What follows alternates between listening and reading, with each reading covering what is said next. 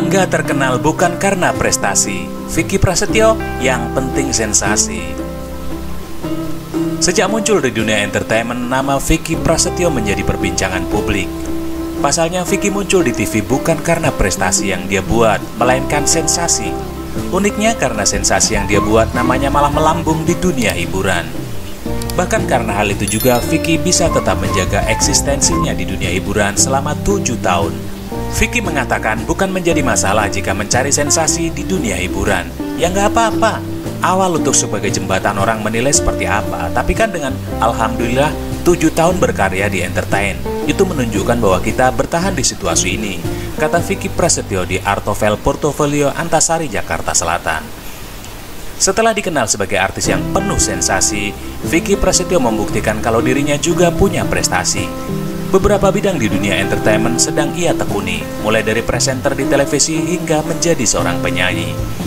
Awalnya dianggap sensasi nih, malah bisa menunjukkan kebiasaan kita, bisa host, bisa nyanyi, bisa main metal, bisa main sketsa, bisa bikin filosofi dan lain-lain, kata Vicky Prasetyo. Jadi kalau ada sesuatu di awal, jangan langsung nunjukin bakatnya di depan, karena belum tentu itu menarik orang. Tapi kalau dilihat dari sensasionalnya, nanti orang mengatur dirinya sendiri. Gimana menunjukkan dirinya ke belakang pelan-pelan, itu penting, tambah Vicky mengucapkan strateginya. Vicky mengaku tidak merasa terbebani ketika membuat di dunia entertainment. Ya asik karena itu jadi konsumtif aja. Kalau kita sendiri malah anggap itu sebagai beban, maka nggak akan jalan. Tapi kalau kita jalannya dengan senang, itu akan menjadi lumrah. Selama bergerak di bidang kreatif maupun entertainment, berarti hal seperti itu harus melekat terus, jadi satu kesatuan. Sebelum menjalani sidang kasus dugaan pencemaran nama baik, presenter Vicky Prasetyo terlebih dulu melakukan tes PCR untuk memastikan dirinya tak terpapar virus COVID di klinik Tradita 48 Jakarta Timur. Hal tersebut lantaran sebelumnya calon istrinya Kalina Oktarani sempat dinyatakan terpapar.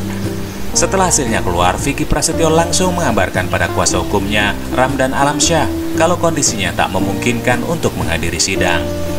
Mantan suami Angel Elga itu rupanya positif. Untuk itu dia meminta izin agar tidak mengikuti sidang. Ramdan Alamsyah, kuasa hukum Vicky, langsung menelepon dokter Vita yang memeriksa Vicky Prasetyo. Hasil pemeriksaan dari Vicky potensial COVID, harus isolasi 3 hari untuk pemeriksaan selanjutnya. Vicky Prasetyo sendiri disarankan untuk melakukan isolasi mandiri selama 3-5 hari. Setelah itu dia akan kembali menjalani tes. Kelihatan lemes, sepertinya mata berair. Kalau gejala lain saya tidak bertanya. Bertambah banyaknya kasus positif COVID-19 di Indonesia membuktikan jika virus corona masih bisa menyerang siapapun dan kapanpun.